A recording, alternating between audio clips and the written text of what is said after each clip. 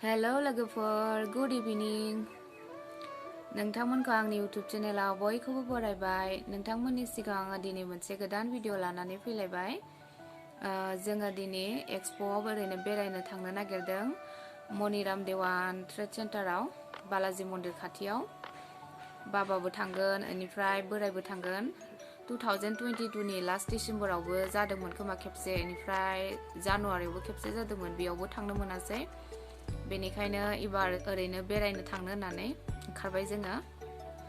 आसा खालामो नोंथांमोना आंनि ब्लगखौ जोबजासिम नायगोन होननानै आरो आङो नोंथांमोननो मोजाङै देखायलांनो नाजागोन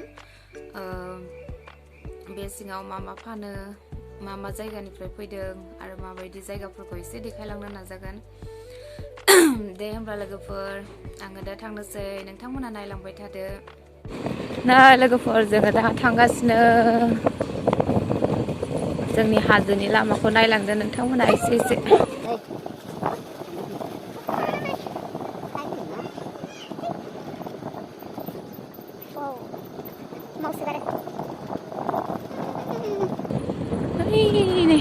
डेन्जार खा जायगाया नै गोलैलांबा सेसखा फैखाबाय मोनफैबाय गामियाव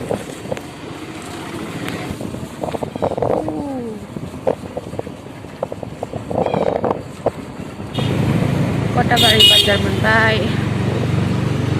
माखै थांगोन मनखा मन्दिर बालाजी मन्दिर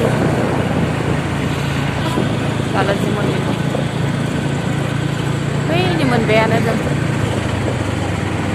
बैनि गेटआ नै लोगोफोर जोङो मोनफैबाय एक्सप'आव दा हाबलांनोसै सिंखै maniram देवान ट्रेड सेन्टार नैबेयाव टिकेट दाननांगौ 30 थाखा 11टानिफ्राय 9टासिम थायो फुंनि 11टायाव खुलियो 9टासिम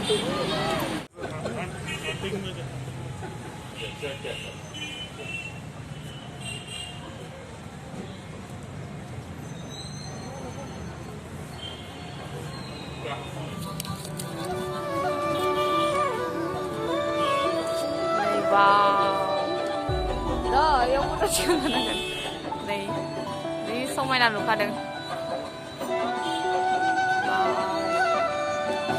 जि मोजां नै मानसियानो गैया खालिथार फट' थिखांनि दा बेयाव फट' नाय हमलाय आंखौ हमथ'लाय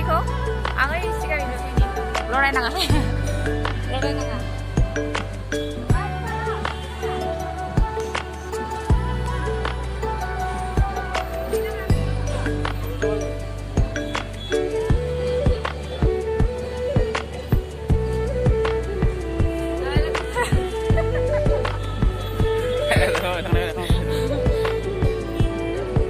लोगोफोर र' थांथ'नाङा र' फै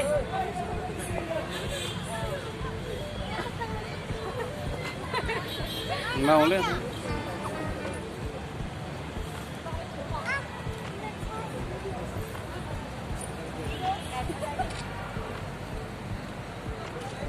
अबेखै थांखो नै जोङो दा बेखै थांग्रोगोन ओइनि फुख्रिखौ नायनि र' अबेखै थांखोबा नै लोगोफोर जि मोजां नुखायो नै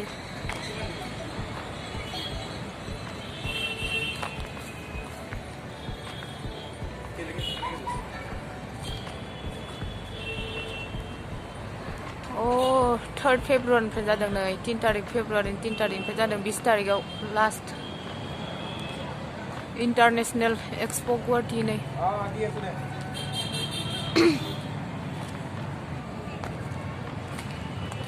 नै ना दं नामाथाय बेयाव फुख्रिया जि मोजां नुखायो नै मोनानानै लाइटिंजों जि मोजां नुदों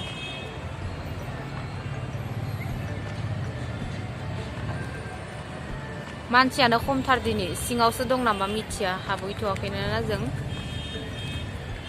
बाबाया हासुनो थांदों बबेखै लानानै थांखो बिफाया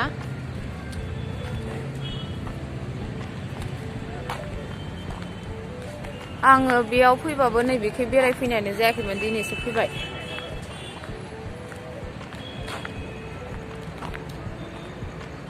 नै बैखै बालाजि मन्दिर दं बैनि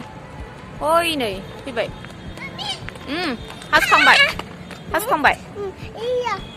नै दंफांफ्रावबो जि मोजां लाइट माबानानै होदों लाइट खानानै होदों नै जि मोजां नुखायो सिङाव हाबहैनोसै लोगोफोर मा एसे मोजां नै सिङाव हाबफैबाय मा बेफोरो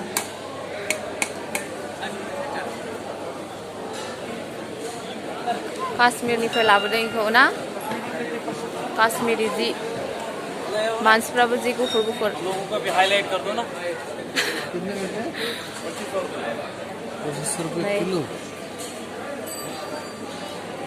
खेजुर बेनिफ्राय आलमन्ड ड्राई फ्रुट्स लानो हाया बलिवुड सुट्स नै 999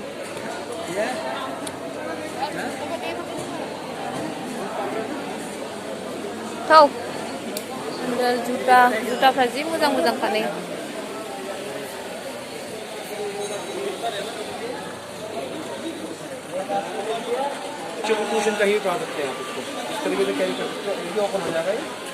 कारपेट नै मोजांथार कारपेटआ पैसा नहीं है भैया नै मोजांथार बिबार साजायनानै दोननो मानिफ्राय फैदोंबा बिसोरो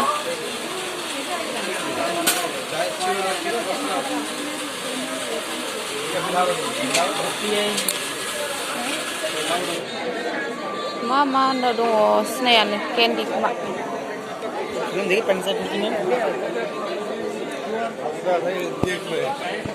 नै बेयाव आसार मोनो आसार गोथाव आसार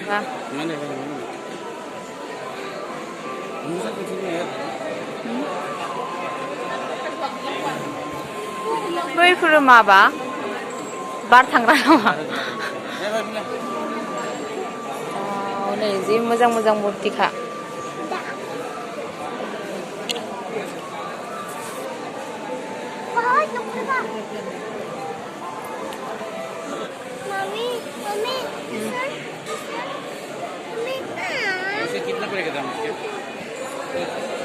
नंदी बाबा नहीं भी सोंदावनो हाया जि दामखार नै बेखौसो फसायदों बाबाया अट' रिक्सा नै मैदेरा कृष्ण बाबा बेखे बुद्धदेव नै गणेश बाबाया जि मोजां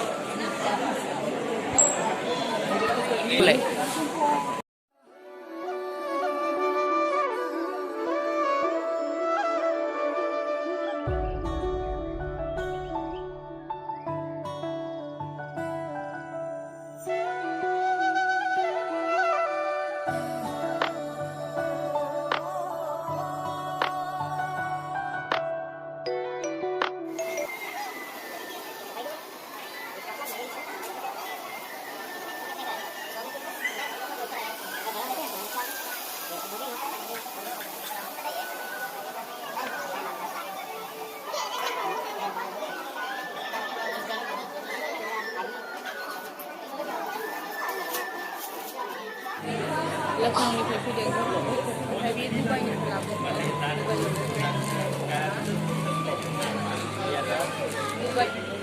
दुबाइनिफ्राय फैदों पारफ्यूम माबाना सब इंडियन में सब बजे फैदों मार मोजां इंडियन में ना बेफोर सब इंटरनेशनल नालाय इंटरनेशनल निफ्राय नै 500 जि मोजां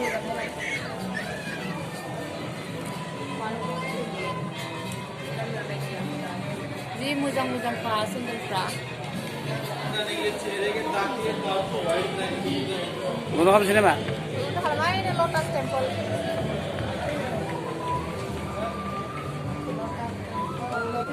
Hai, ini logofoor Lotus Temple. Apa ini? Khaथियाव थांनि. नै बेखे sofa माबा फानो. मानसियानो खमथार ना एबार इबार माने दिनै इबारनियाव मानसि गैया बारा जाफ्लेबाय थायो सोरथो फैबाय थागोन नैबेखि जिम खालामग्रानि फिटनेस जन वाव जिम मोजां मोजां खानै लोगोफोर इन्टारनेशनेल नालाय बिदेशनि बहुत फैदों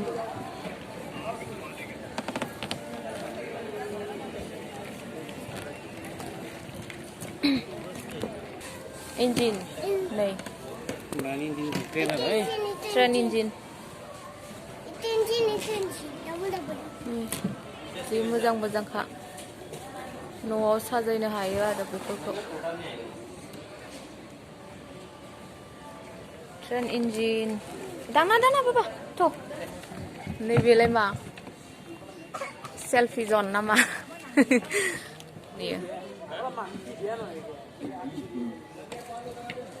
ini lotus temple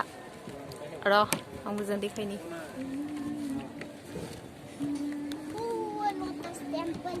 lotus temple नै माखै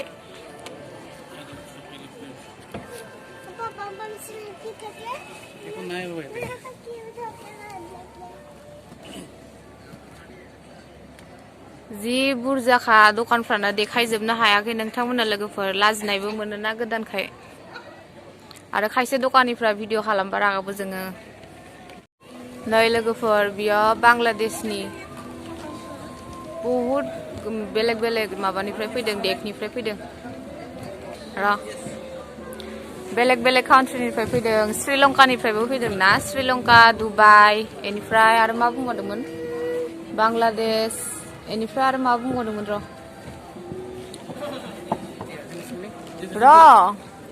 मा फानोबा बेयाव बांलादेशनि जि थांनोसै दा आरो नायलांबावनोसै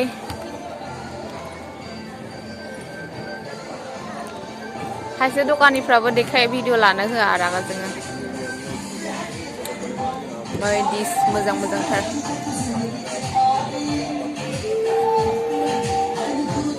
फिक्स प्राइस 4.99 per केजि सिस्टेम फानो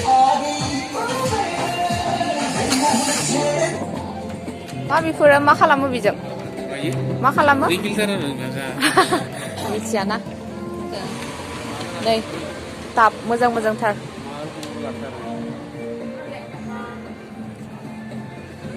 बिलाय मा अ इयाव मानि प्लान्ट लगायो नै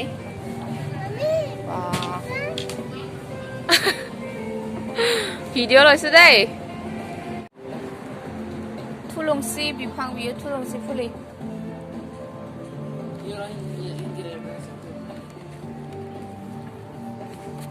बर' नामा नोंसोर हा अबेनि नोंसोरखौ थानो होदोंना नोंसोर होदों दखानखौ हा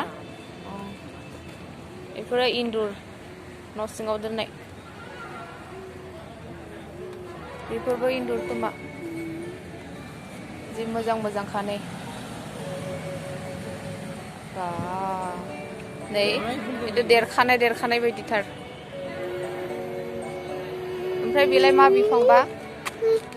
नै हा नै बेयाव बिबारफोर गायो आलायनानै दोनो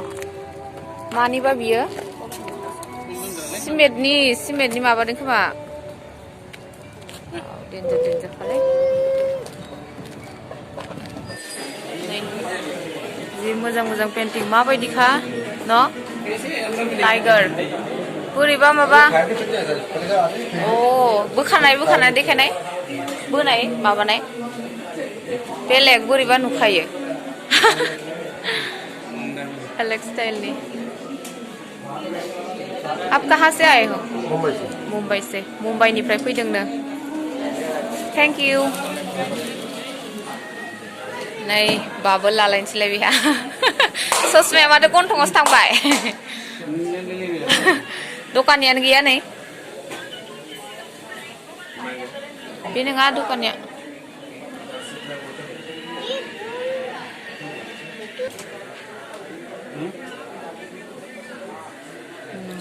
मानसिलै बिलाय बिदाबो Afghanistanनिफ्राय फैदों बा Afghanistanनिफ्राय फैदों कैंडी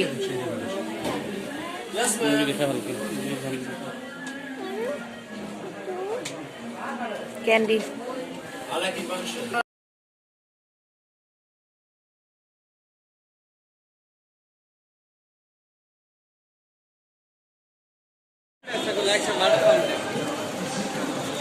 डेकोरेशन के लिए निकल जाइए बेटा, घर में लगाइए, बस सुंदर लगेगा। 5 piece लोगोफोर जोङो दा थांनोसै न'आव नायखांबाय नायबाबो नायजोबनोनो हाया बहुत बुरजा दखाना मानसिफ्रा दासो फैगासिनो हा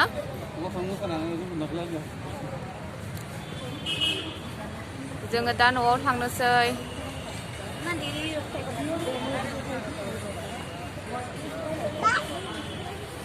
बास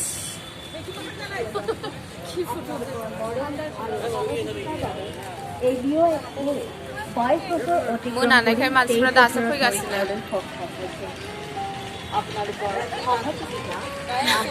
मानसिफ्रा दासो फैदों मालाय नै मोनानायखाय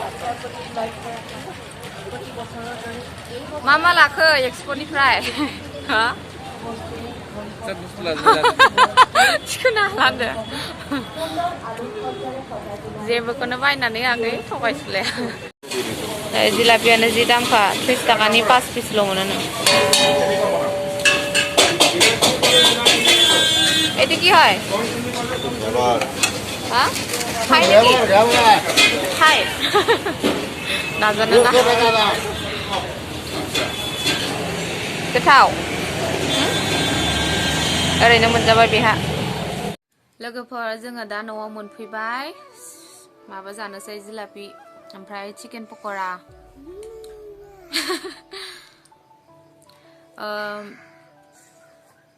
जोङो एक्सप'निफ्राय जेबो लाबोनायबो जायासै ओरैनोसो बेरायनो थांखादोंमोन नालाय मा होनो बिराद दामथार जेबोखौनो बायनो हाया मोजाङै देखायस्लाबनोबो हायासै नोंथांमोननो आरो आङो लाजिनोबो ओंखारो भिडिअ खालामबाय थानो गासैखौबो मोजाङै खालामजोबनो हायासै लोगोफोर नोंथांमोना गाज्रि मोननाङा